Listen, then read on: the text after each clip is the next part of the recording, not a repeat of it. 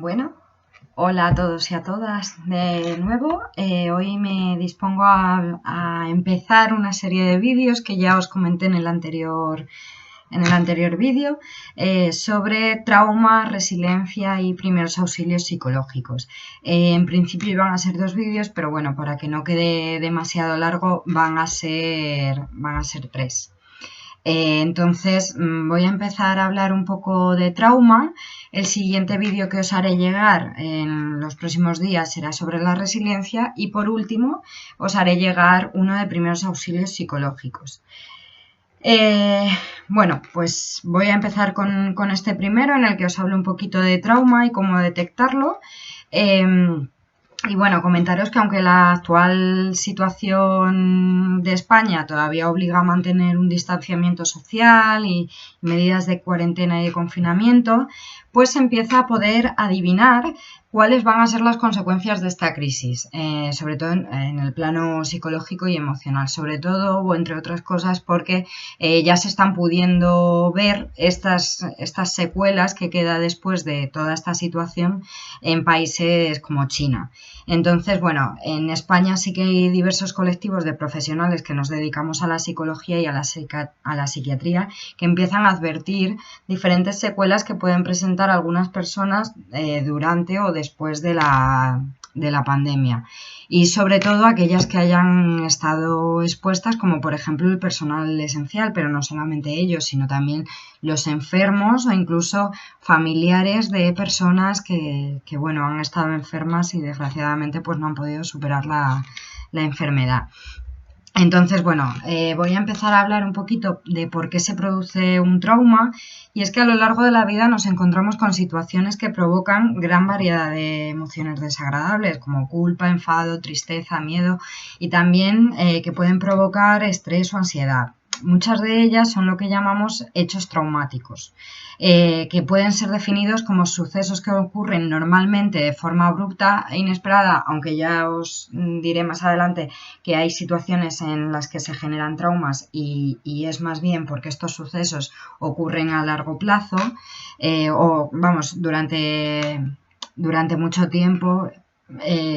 Y progresivamente, pero bueno, en la mayoría de los casos los traumas ocurren así, de forma inesperada, y que bueno, pueden tener ahí sí diferente duración, pueden ser breves o pueden ser prolongados. Y suelen tener otra característica, que es que su naturaleza es catastrófica o por lo menos hace que sintamos una amenaza. Ante estas situaciones, pues la mayoría de las personas se ven sobreexigidas, ¿no? Y no pueden responder al evento amenazador porque sienten que su vida se pone en riesgo o que lo que se pone en riesgo por lo menos es su integridad física.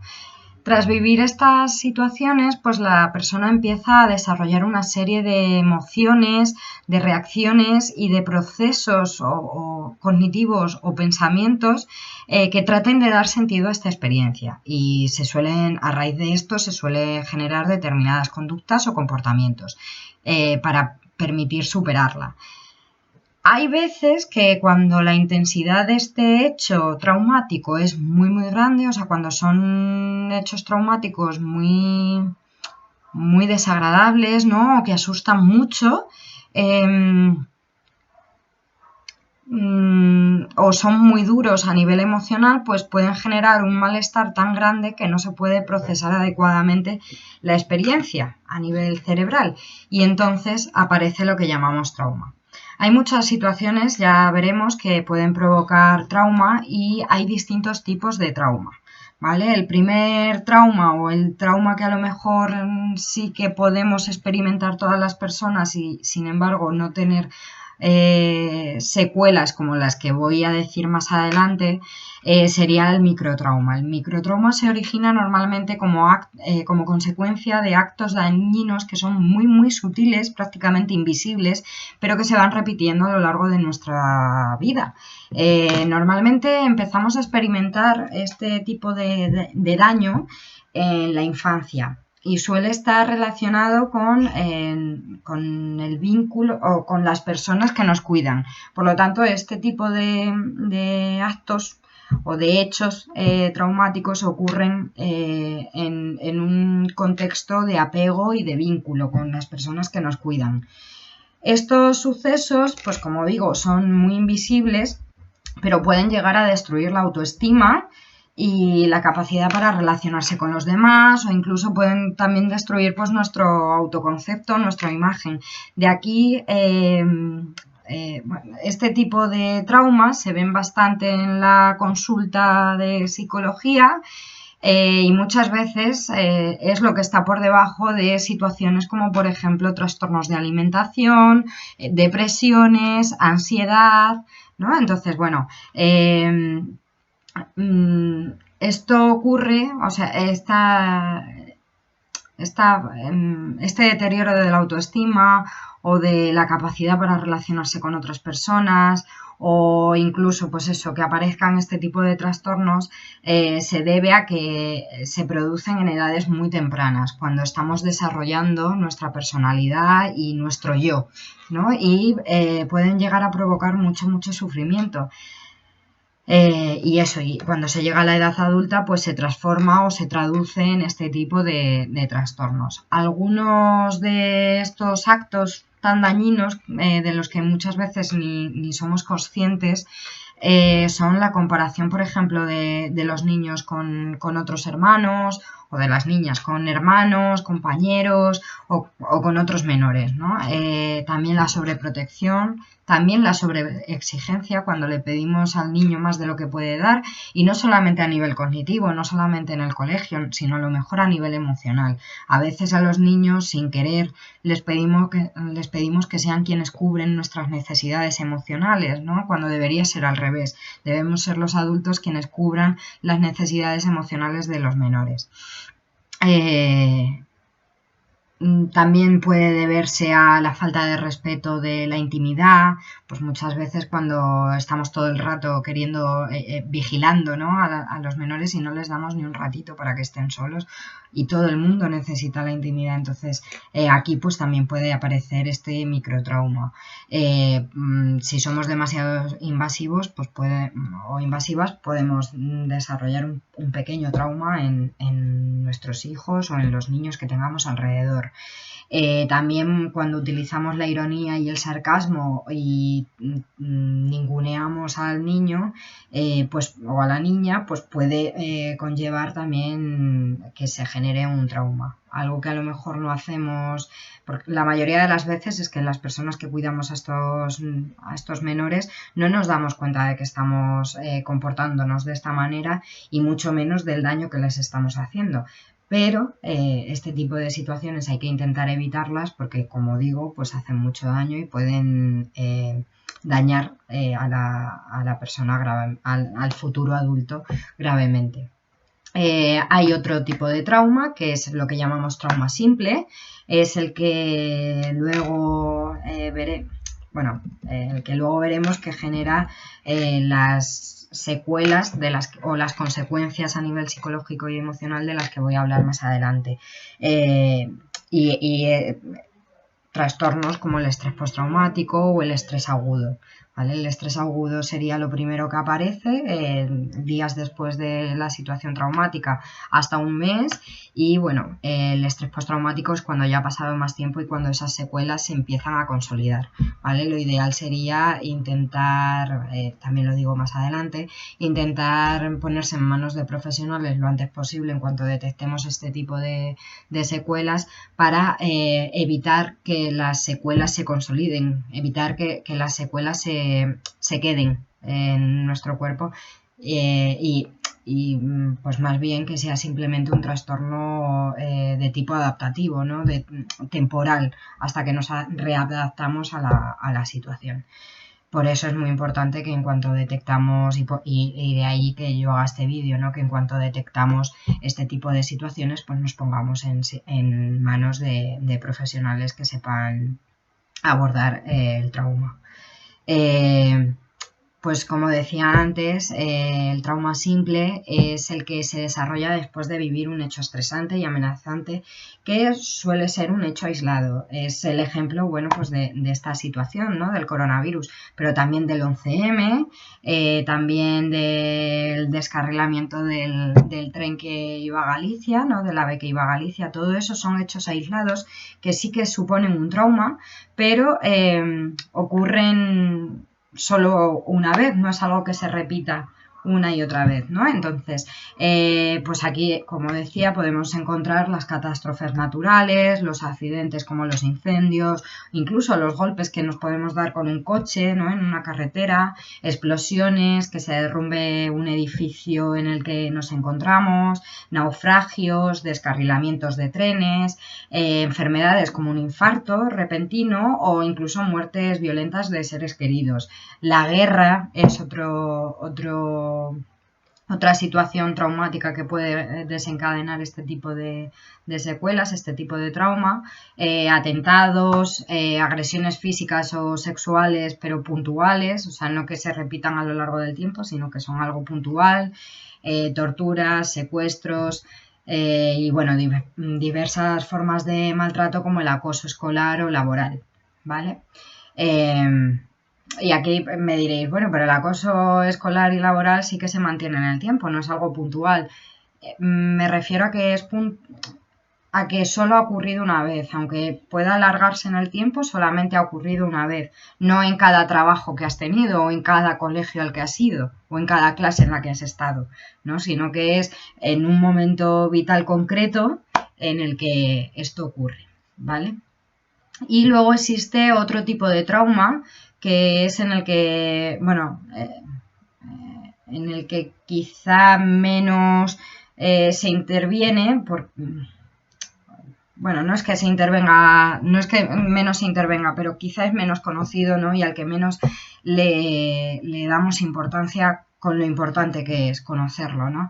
En este trauma es en el que en los últimos años yo he intervenido más porque yo me he dedicado a trabajar con víctimas de violencia de género y este tipo de trauma es el que más se ve. Además, cuando eres psicóloga de servicios sociales, como es mi caso, pues encuentras personas que han pasado por muchas situaciones traumáticas diferentes, que es lo que caracteriza este trauma, y son multitraumáticas, podríamos decir. Entonces, bueno, el trauma complejo, como vengo adelantando, es el que se produce tras sufrir uno o varios traumas durante un periodo prolongado de tiempo. Normalmente empiezan en la infancia o en la adolescencia y a veces sigue habiendo traumas o se siguen padeciendo traumas en la adultez y otras veces empieza en la adultez, pero como digo, pues se tienen muchos, ¿no? Para poneros un ejemplo de esto, pues entre las mujeres con las que he intervenido, no solamente víctimas de violencia de género o dentro de la red de violencia de género, sino en servicios sociales cuando trabajaba con menores y familia, ¿no? Pues yo me he encontrado, sobre todo mujeres, aunque también hay niños, ¿no? Pero me he encontrado a mujeres que han pasado por violencia dentro de su familia, pues abuso sexual, ¿no? O maltrato infantil, que luego han tenido que ir han pasado por una red de trata, violencia en el trabajo, violencia en la pareja, violencia en muchas de estas personas son personas que migran y tienen también duelos migratorios que suponen un trauma para ellas. Algunas han sido testigos o incluso han vivido secuestros o, como digo, pues explotación sexual. Entonces, bueno, algunas han tenido que huir de sus países por la violencia a la que se enfrentan en ellos. Entonces, bueno, todo esto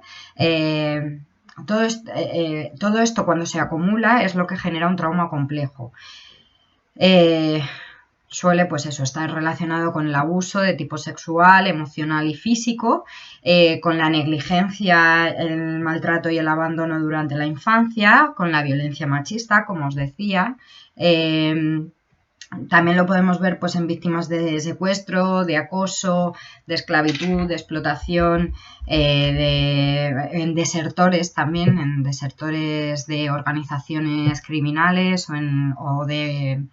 en desertores de países porque son contrarios a la política que se lleva a cabo en ese país, desertores de culto también, incluso, bueno, pues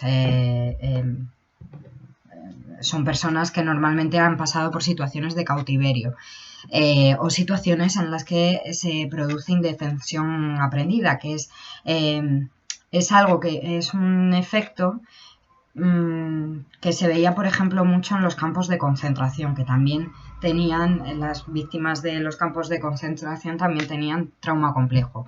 Voy a encender la luz porque no sé si me veis. Bueno, pues estas personas, y quizá fue ahí donde se empezó a hablar de indefensión aprendida, lo que les ocurría es que dejaban de defenderse, se volvían personas sumisas porque habían estado luchando durante mucho tiempo para intentar y buscando soluciones, ¿no? Buscando la salida a esa situación, pero hicieran lo que hicieran, no podían salir de esa situación y por lo tanto ocurría la indefensión aprendida. Aprenden a no defenderse porque a veces defenderse es peor, ¿no? Y les pone en riesgo. Entonces estas personas lo que hacían era justamente aprender a no defenderse, de ahí que el término lo llamemos indefensión aprendida. Suele generar, además del resto de la sintomatología propia del trauma simple, importantes sentimientos de terror. Son muy, muy graves estos sentimientos de terror, de inutilidad y de impotencia. Normalmente tiene unas secuelas tan graves como, por ejemplo, la alteración de la identidad y la aparición de problemas o de trastornos de personalidad o trastornos mentales graves como los trastornos psicóticos, la esquizofrenia, por ejemplo, o trastornos disociativos, ¿no? El que aparezcan varias personalidades dentro de una misma persona. Si bien la mayoría de la población ha estado expuestas a situaciones que pueden provocar microtraumas y algunas personas también a sucesos que desencadenan el trauma simple y no tantas, aunque bueno, las tasas de violencia machista pues estamos viendo que son bastante altas, por lo tanto también de trauma complejo. No todo el mundo desarrolla un trastorno de tipo psicológico y para entender por qué ocurre esto debemos también comprender qué es lo que pasa en el cerebro cuando nos enfrentamos a un hecho traumático, ¿vale? Entonces, ¿cómo se instaura un trauma en el cerebro? Lo que se conoce es que tanto en los microtraumas como en los traumas simples y complejos ocurren y de hecho se terminan instaurando alteraciones a nivel cerebral. El cerebro humano tiene como dos vías de procesamiento. Una es un pelín más rápida que la otra. Entonces, ante un estímulo, en este caso amenazante, lo primero que se activa sería un circuito de neuronas que ponen en marcha las estructuras de tipo emocional. Así, en pocos segundos, pues ante una situación que puede poner en peligro a la persona, se activa esta vía y provoca, por ejemplo, que se sienta miedo. Y así se generan respuestas en el organismo al estímulo, que normalmente, pues si se está sintiendo miedo, es que la persona se queda completamente paralizada. Por eso, cuando hablamos de un abuso sexual, recordad el caso de la manada, se decía que por qué no se había defendido, ¿no? Y esto es lo que ocurre, es que las personas cuando tenemos miedo nos quedamos paralizadas y no nos podemos defender. O por lo menos durante los primeros momentos no, y según cómo evolucione, cómo veamos que es esa situación, pues puede ser que se provoque lo que os decía antes, ¿no? La indefensión aprendida. Esto también ocurre con las víctimas de violencia de género, de violencia dentro de la pareja. Y también con los niños que sufren maltrato infantil o abuso sexual, ¿vale? Entonces, como os iba diciendo, normalmente si sentimos miedo nos quedamos paralizados, pero al mismo tiempo en nuestro cerebro también se activa un segundo circuito de neuronas y estas lo que hacen es procesar a nivel cognitivo. Entonces recogen información mucho más precisa y más completa a través de otros sentidos, como por ejemplo pues la vista, el olfato, el tacto, el oído, ¿vale? Todos los sentidos y todas las vías de recogida de información que tiene nuestro cuerpo. Pues la temperatura, ¿vale? Todo esto. Este procesamiento tarda algunas milésimas de segundo más, pero esas milésimas de segundo más hace que durante un periodo pequeño de tiempo sí que nos quedemos paralizados. Normalmente luego permite dar una respuesta mucho más definitiva, que en la mayoría de los casos, pues si nos encontramos, por ejemplo, delante de un león, lo primero que vamos a hacer es quedarnos así, nos asustamos, nos quedamos paralizados, pero segundos más tarde o un momento más tarde, pues decidimos huir si es que ese león es de verdad, ¿no? Y lo tenemos enfrente. Si podemos y hemos visto que hay una puerta, intentamos huir. También puede ser que si no encontramos una puerta, si estamos encerrados en esa habitación, ¿no? Y no podemos salir con ese león, probablemente lo que hagamos es atacar, ¿no? Y también puede ser que si es muy intensa la situación o a nivel emocional, sigamos paralizados porque el miedo puede más, ¿no? Que todo lo que estamos recibiendo de alrededor. El miedo nos paraliza completamente y nos quedamos quietos. Y también puede ocurrir que nos demos cuenta de que solamente es una fotografía o un holograma o algo en 3D que se parece mucho a un león y que nuestro cerebro en un primer momento ha confundido, pero no es real, por lo tanto nos relajaríamos.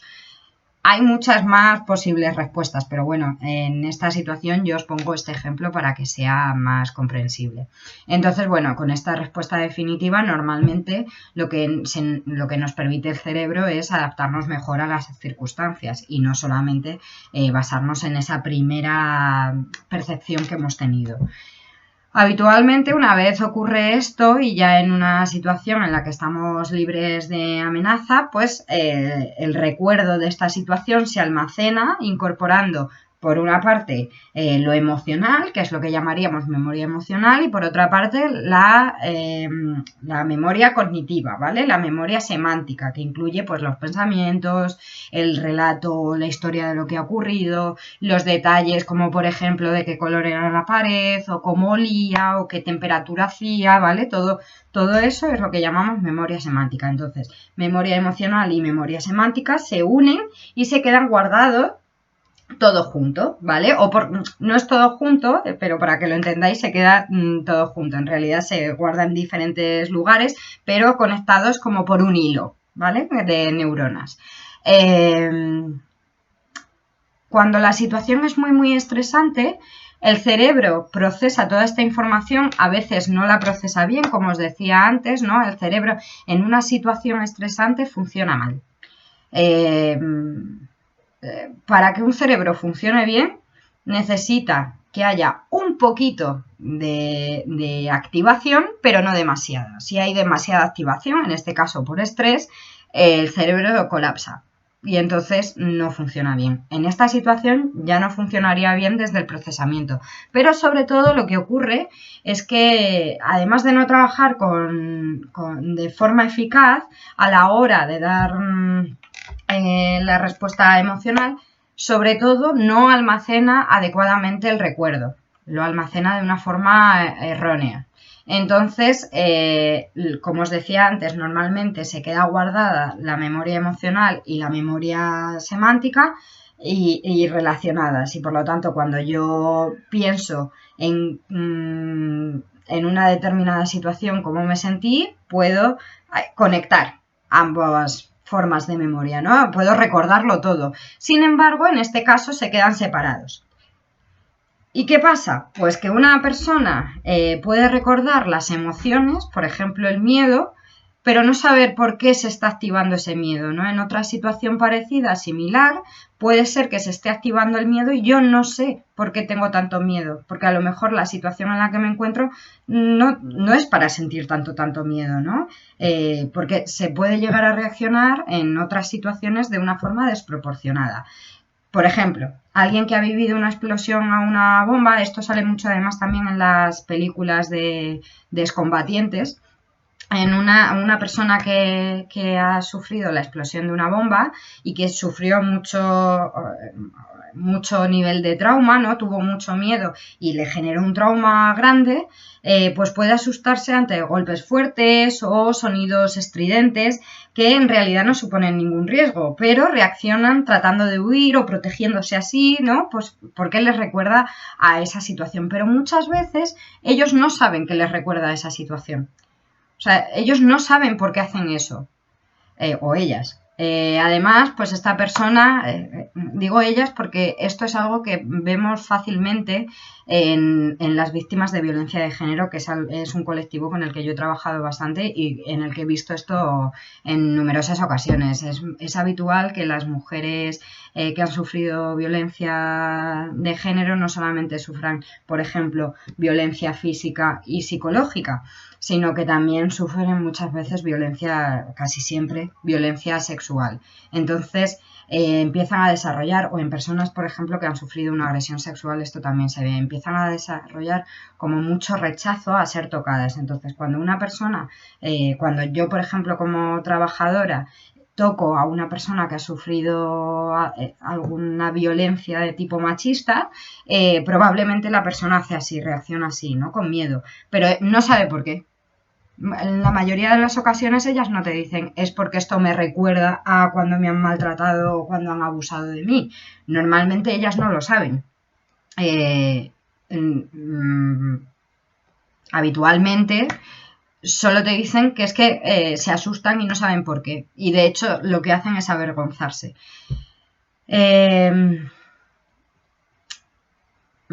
También muchas veces lo que se detecta en los traumas es que la persona puede contarte lo que le ha pasado, pero sin ningún tipo de emoción, ¿vale? Sin emocionarse, por ejemplo, sin llorar, ¿no? Si me estás contando algo que es muy fuerte y muy traumático, lo normal es que me lo cuentes llorando, o que te enfades, o que te pongas nervioso y empieces a temblar, ¿no? Y lo que se ve muchas veces es que estas personas no se ponen nerviosas, no lloran, te lo cuentan sin emoción, como si eso les hubiera pasado a otra persona y no a ellos o a ellas.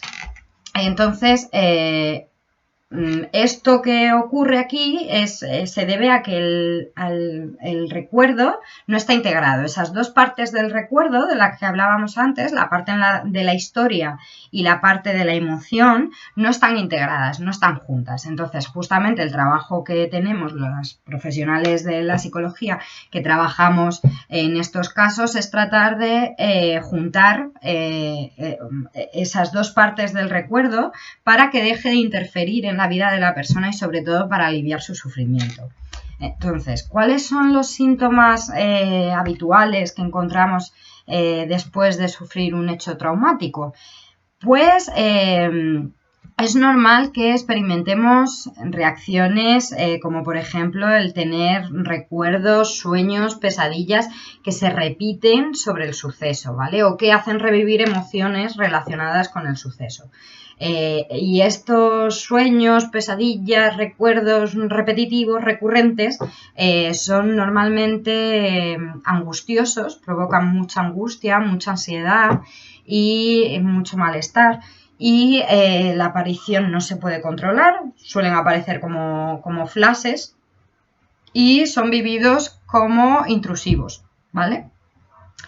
La reacción...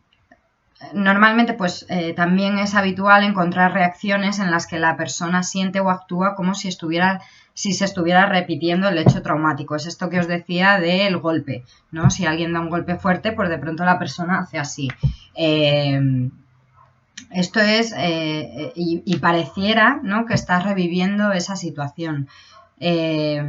Esto en las películas de excombatientes, de personas, de soldados que han ido a la guerra y luego vuelven a su sitio y demás, se ve perfectamente. Normalmente es como si estuvieran reviviendo una situación que han vivido allí. Esto es lo que llamamos los psicólogos disociación. La persona se disocia, ¿vale? Entonces vive una realidad que no es la que es. Estas reacciones se pueden producir de manera continua y es una de las expresiones más extremas de una pérdida completa de conciencia sobre lo que está pasando en el presente. Podemos encontrar también, pues eso, malestar psicológico, emocional muy intenso y prolongado, pudiendo aparecer episodios de ansiedad y de depresión. Podemos también experimentar reacciones fisiológicas intensas, pues como la parálisis, la agitación, ¿no? El estar como con necesidad de moverme más, la tensión muscular, el sudar más de lo habitual, perder el hambre sería otra opción. Bueno, todas las reacciones que tienen que ver con los procesos propios del cuerpo. Normalmente otro de los componentes que define también o que es una secuela propia del trauma es la evitación constante de los estímulos que están asociados al suceso traumático. Pueden ser o bien intentar evitar los recuerdos, pensamientos, sentimientos que se han experimentado, ¿no? o que me invaden después de la situación traumática. Y aquí, por ejemplo, pues es muy habitual que se consuman sustancias o que se consuma alcohol, que empiecen a aparecer determinadas adicciones y también pues la ludopatía. O incluso puede ser que lo que evite sean personas, lugares, objetos. Normalmente, por ejemplo, pues eso, las víctimas de algún delito suelen evitar los lugares por los que pasaron ese día o las personas con las que estaban, porque o bien les recuerdan o porque vuelven a tener miedo, ¿no? Entonces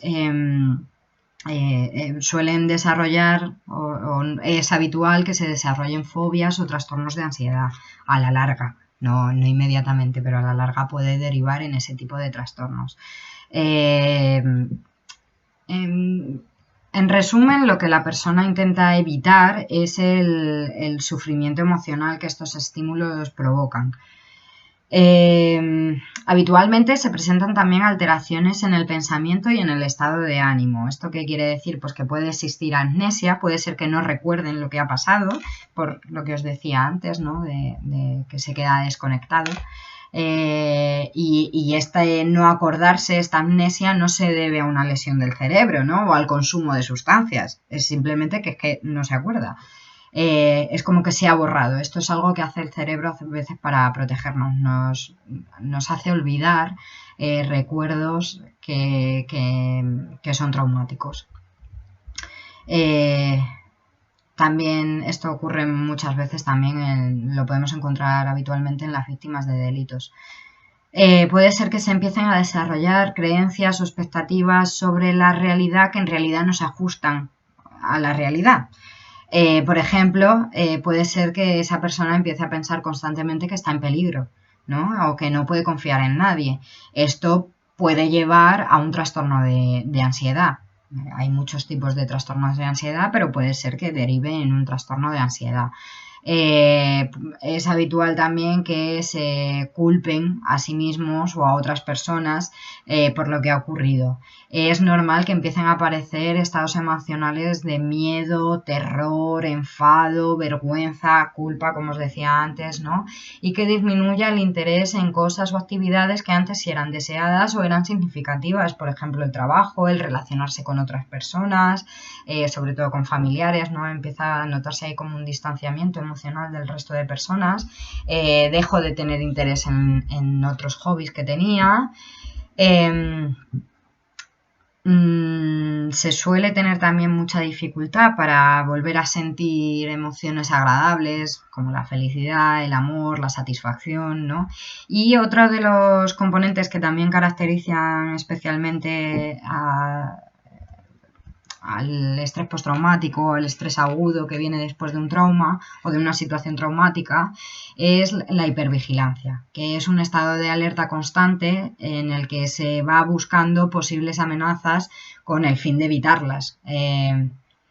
También podemos encontrar que las personas se muestran más irritables, más irascibles e incluso llegan a tener ataques de ira y como consecuencia también de la hipervigilancia y de todo lo anteriormente dicho, pues es probable que tengan esas respuestas de sobresalto, que era lo que yo os decía, que cuando se toca a una víctima de algún delito que suponga una invasión de la intimidad y un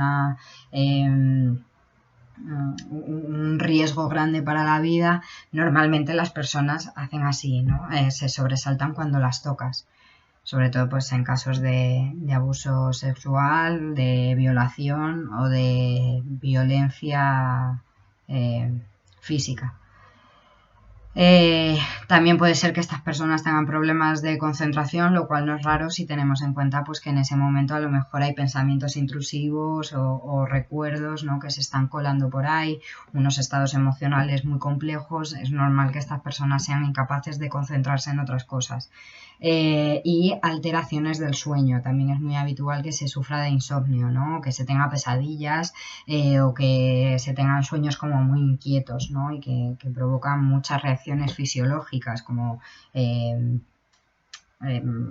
sudor, por ejemplo, ¿no? ¿Qué debo hacer en el caso de que sospeche que estoy desarrollando algún trastorno debido a un trauma? Pues es normal que estas reacciones aparezcan en un primer momento, algunas de estas reacciones, pero lo más normal también es que si no desarrollamos ningún trastorno posterior, pues estas poco a poco se vayan disolviendo, ¿no? Y vayamos pudiendo volver a hacer una vida normal sin que tengamos todo este tipo de reacciones. Entonces, si tras vivir una situación traumática se experimentan una o más de una de estas reacciones que afectan a la vida cotidiana o a la vida de las personas con las que convivimos, afectan a mi trabajo, afectan a la convivencia, afectan a mi estado de ánimo, afectan a mis relaciones, afectan a mis ganas de comer, cuando afecta a mi vida cotidiana, pues es recomendable, y se presentan además desde, pues eso, ya varios días, ¿no? O incluso semanas o meses, sería recomendable que se contacte con un profesional de la psicología que valore el caso. Y en el caso de que fuera necesario, pues se propondrá seguir un tratamiento psicológico y psiquiátrico, y a veces también es necesario utilizar fármacos para, pues, por ejemplo, bajar el nivel de ansiedad de la persona, ¿no? Y que pueda estar un poquito más tranquila, porque hay muchas veces que si no, no se puede llegar a hacer la terapia.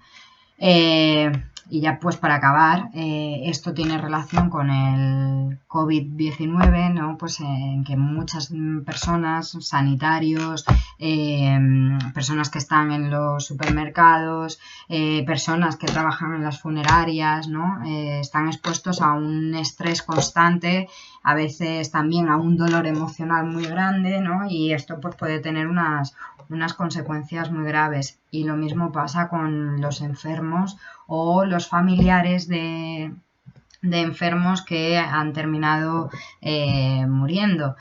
El hecho de que vivamos además en esta situación una muerte tan inesperada, ¿no? Y tan traumáticas, suelen ser muertes muy rápidas, puede hacer también que tengamos duelos complicados, pero no hay que confundir un duelo complicado con un estrés postraumático, ¿no? O con un trauma. Entonces, para eso yo os animo a que consultéis con algún psicólogo o algún psiquiatra o algún especialista en salud mental que pueda diferenciar pues lo que os está ocurriendo, ¿vale? Así que bueno, por mi parte nada más. En el siguiente vídeo os hablaré de la resiliencia. Y bueno, de nuevo se me ha hecho muy largo, pero espero que haya sido interesante. Mucho ánimo y mucha fuerza. Hasta luego.